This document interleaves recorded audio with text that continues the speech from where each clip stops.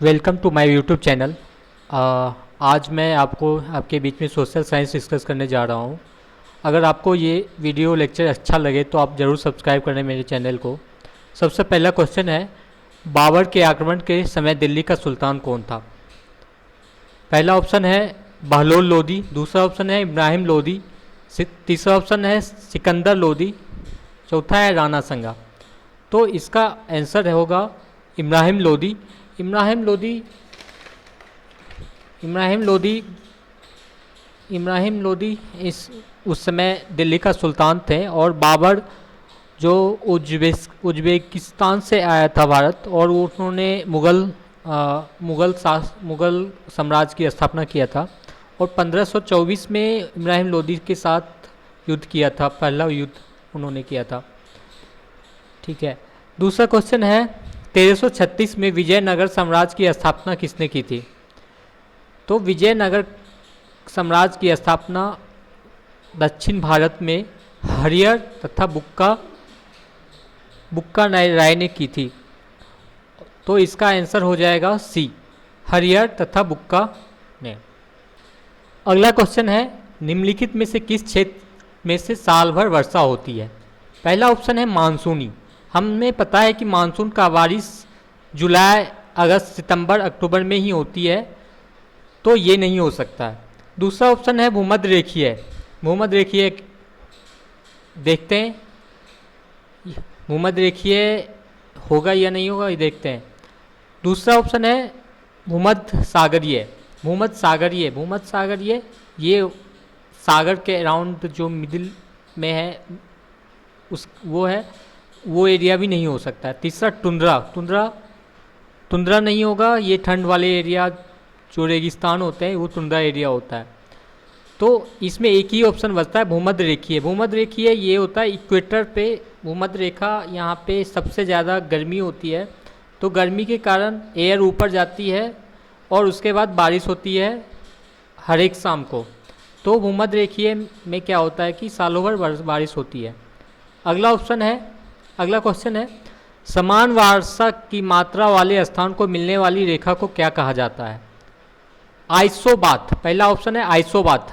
Iso का मतलब होता है इक्वल, बाथ का मतलब क्या हो जाता है? डेप्थ, मतलब गहराई, तो बराबर गहराई वाला, तो ये नहीं हो सकता है।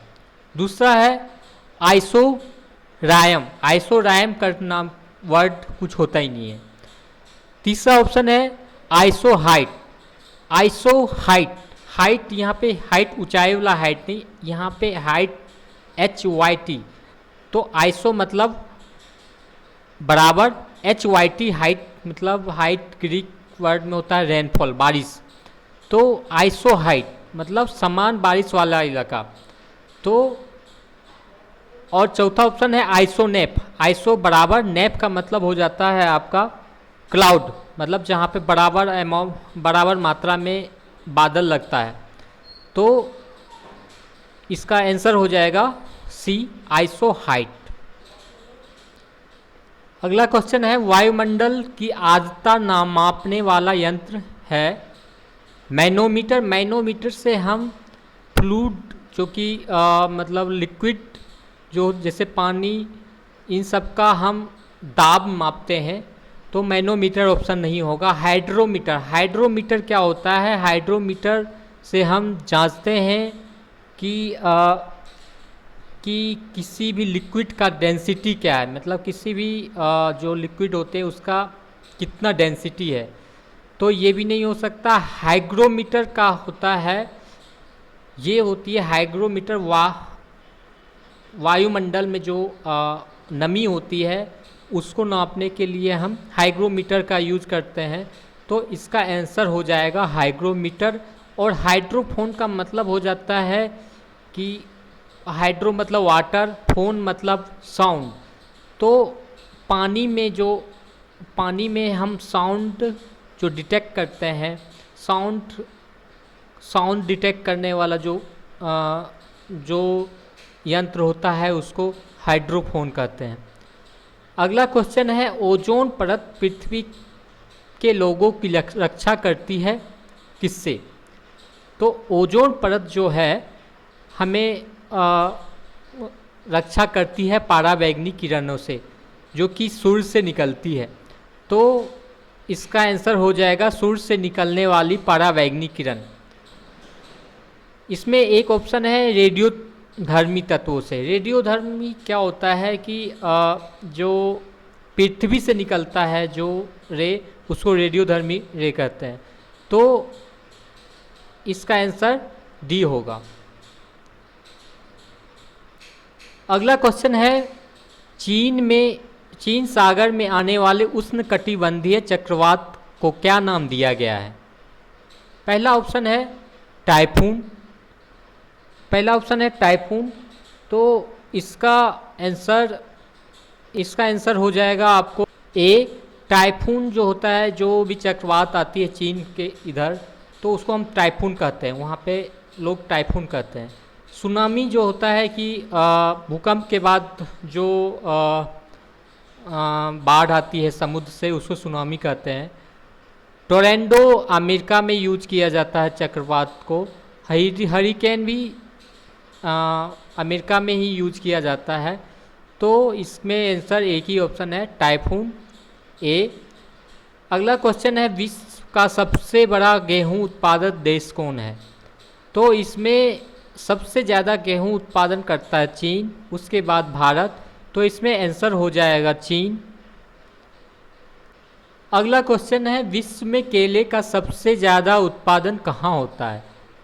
तो सबसे ज़्यादा केला का उत्पादन भारत में होता है, उसके बाद ब्राज़ील में होता है। तो इसमें ऑप्शन में भारत है, तो इसका आंसर भारत हो जाएगा। अगला क्वेश्चन है, ब्राज़ील किसका प्रमुख उत्पादक है?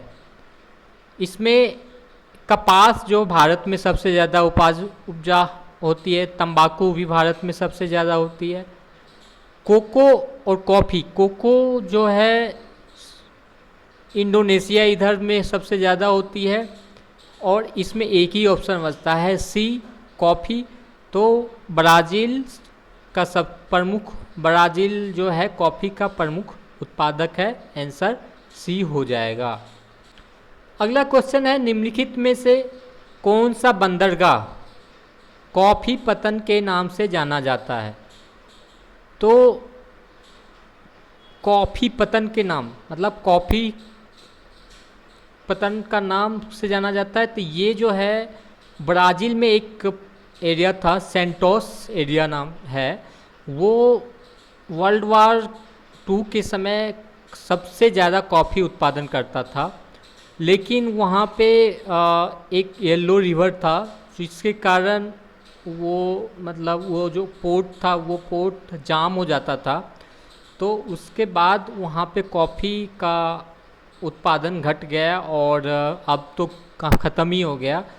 तो ये जो एरिया है सेंटोस पोर्ट जो था, ये कॉफ़ी पतन के नाम से जाना जाता है, क्योंकि यहाँ पे कॉफ़ी का जो उत्पादन था पूरी तरह बंद हो गया है। अगला क्वेश्चन है, विश्व में चाय का सर्वाधिक उत्पादन किस देश में किया जाता है?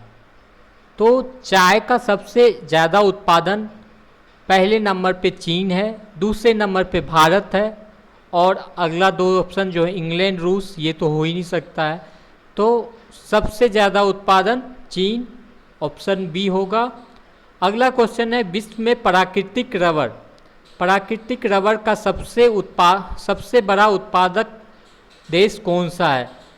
अभी सबसे ज़्यादा प्राकृतिक रबर जो है थाईलैंड में होता है, उसके बाद इंडोनेशिया में होता है, उसके बाद मलेशिया में होता है, ठीक है, और उसके बाद वियतनाम में होता है। भारत में भी होता है लेकिन कम अमाउंट में होता है, ये केरला एरिया में होता है। तो इसमें सबसे बड़ा उत्पादक पूछ रहा है, उत्पादक देश, तो इसका आंसर हो जाएगा थाईलैंड। अगला क्वेश्चन है, विश्व में कृत्रिम रबर का सबसे बड़ा उत्पादक कौन है? कृत्रिम रबर मतलब मशीन से बनाया गया रबर का उत्पादक सबसे बड़ा कौन है? तो हमने अभी देखा था थाईलैंड, मलेशिया, इंडोनेशिया, ये सब जो है प्राकृतिक रबर का सबसे अच्छा उत्पादन करता है, और कृत्रिम रबर जो है मशीन से उत्पादन करने में सबसे ज़्यादा यूएसए है। तो इसमें पहला आंसर हो जाएगा ऑप्शन ए। अगला क्वेश्चन है, दूध उत्पादन में किस देश का प्रथम स्थान है? सबसे ज़्यादा दूध भारत में उपज होती है, तो इसमें आंसर सी हो जाएगा। अगला क्वेश्चन है, निम्नलिखित में किसे हरित क्रांति का जन्मदाता कहा जाता है? तो इसमें एम.एस. स्वामीनाथन, जो कि भारत में हरित क्रांति के जन्म को स्वामीनाथन को हरित क्रांति का जन्मदाता कहा जाता है। ऑप्शन ए हो जाएगा। सेरीकल्चर, अगला क्वेश्चन है, सेरीकल्चर का संबंध किससे है? सेरीकल्चर का संबंध जो है रेशम कीट के उत्पादन से है। इसमें आंसर हो जाएगा आपका ऑप्शन डी, सेरी कीट से। अगला क्वेश्चन है, व्यापारिक स्तर पर किया जाने वाला विभिन्न प्रकार के फलों का उत्पादन कहलाता है एपीकल्चर। एपीकल्चर जो होती है अंगूर के फसल से रिलेटेड होती है। दूसरा है हॉर्टिकल्चर। हॉर्टिकल्चर जो होती है फलों का उत्पादन से रिलेटेड होता है। अगला ऑप्शन है मैरीकल्चर। मैरीकल्चर जो होती है आपका समुद्र में मछली उत्पादन या समुद्र में फलों का उत्पादन, समुद्री फल भी होते हैं, तो मैरीकल्चर समुद्र में फल या मछली उत्पादन से रिलेटेड है। सिल्वरीकल्चर जो कि लकड़ी के उत्पादन, मतलब बड़े बड़े टिम्बर के उत्पादन से रिलेटेड है। तो इसमें से एक ही ऑप्शन है हॉर्टिकल्चर, जो कि फलों के उत्पादन से मिलता जुलता है। तो इसका आंसर हो जाएगा हॉर्टिकल्चर।